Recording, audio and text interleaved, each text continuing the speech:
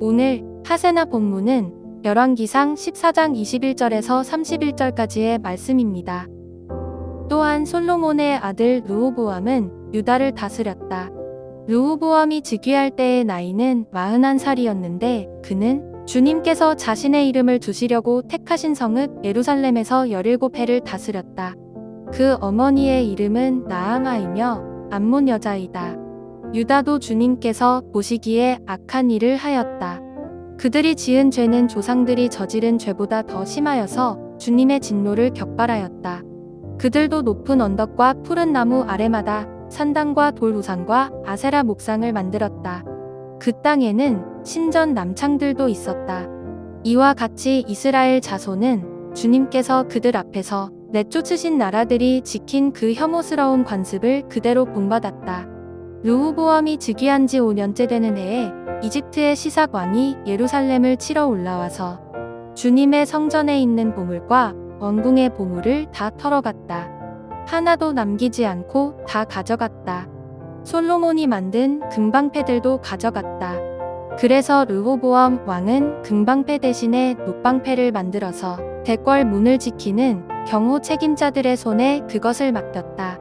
왕이 주님의 성전으로 들어갈 때마다 경호원들이 그 놋방패를 들고 가서 경호하다가 다시 경호실로 가져오곤 하였다. 르호보암의 나머지 행적과 그가 한 모든 일은 유다 왕 역대지략에 기록되어 있다. 르호보암과 여로보암이 살아있는 동안에 그들 사이에는 늘 전쟁이 있었다. 르호보암이 죽으니 조상들과 함께 다윗 성에다가 장사하였다. 그의 어머니 나아마는 암몬 여자이다. 그의 아들 아비야가 그의 뒤를 이어서 왕이 되었다. 오늘부터 저희는 북이스라엘의 이야기를 잠시 멈추고 남왕국 유다의 이야기로 방향을 전환합니다. 북에서는 여로보암이 왕이 될 때 유다에서는 솔로몬의 아들 르호보암이 왕위에 오르게 되는데요. 21절은 르호보암에 관하여 몇 가지 설명을 합니다. 먼저 르호보암은 왕위에 오르게 될 때 그는 나이가 41였으며 그는 하나님께서 그의 이름을 두시려고 택하신 성읍 예루살렘에서 17년 동안 유다를 다스렸다라고 성경은 기록합니다.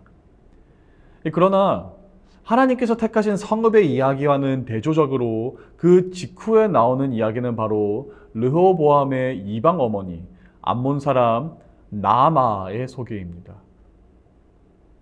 열왕기상은 유다의 왕들을 소개할 때 많은 경우 그의 어머니 또한 누구인지를 언급하는데 이것은 우연이다라고 보기가 어렵습니다.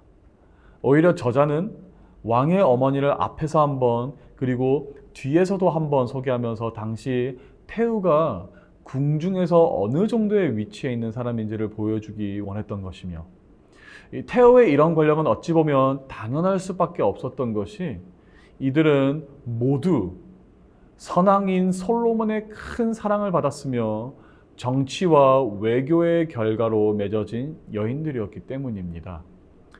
열왕기상 11장 말씀입니다. 솔로몬 왕은 외국 여자들을 좋아하였다. 이집트의 바로의 딸 말고도 모압 사람과 암몬 사람과 에돔 사람과 시돈 사람과 헷 사람에게서 많은 외국 여자를 후궁으로 맞아들였다. 앞으로 우리는 열왕기상을 통해 모든 죄악에는 반드시 결과가 따를 것이라는 사실을 발견할 것입니다. 비록 솔로몬은 그의 세대에서 태평성대를 누렸을지는 모르겠지만 무분별하게 여자를 사랑했던 솔로몬의 욕망은 결국 이방의 우상숭배 사상으로 이스라엘을 오염되게 했으며 솔로몬이란 한 개인의 어리석은 선택으로 결국 남유다는 아주 긴 시간 동안 고통 속에 처하게 됩니다. 모든 죄악에는 반드시 그 결과가 따릅니다. 솔로몬의 아들 르호보암의 이야기도 마찬가지입니다.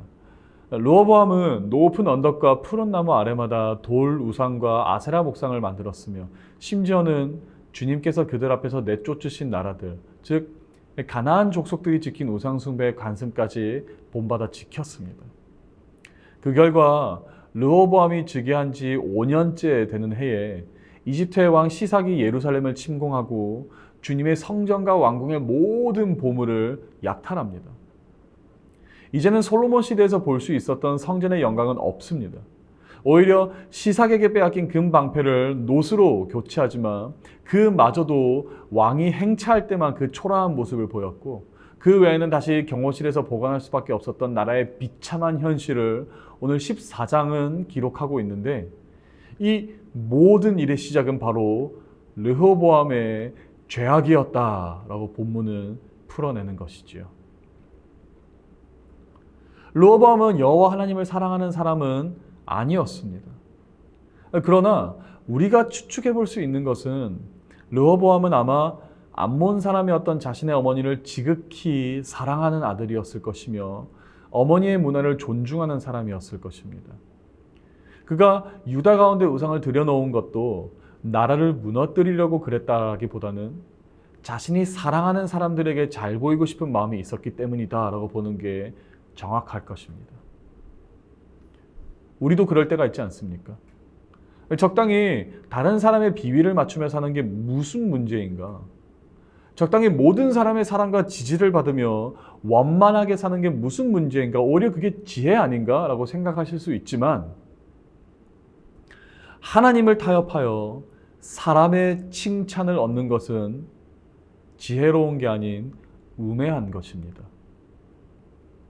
르호보암이 암몬 사람들의 지지를 얻어 우상의 문화를 예루살렘으로 수입했을 때, 영어 성경은 하나님께서 르호보암의 마음에 그가 사람의 지지를 하나님의 인정보다 더욱 소중히 여김을 보시고 질투하셨다고 기록하는데, 여러분은 과연 하나님의 진노를 대가로 세상의 칭찬과 명예를 사는 일이 더 나은 일이라고 진실로 보시는지요?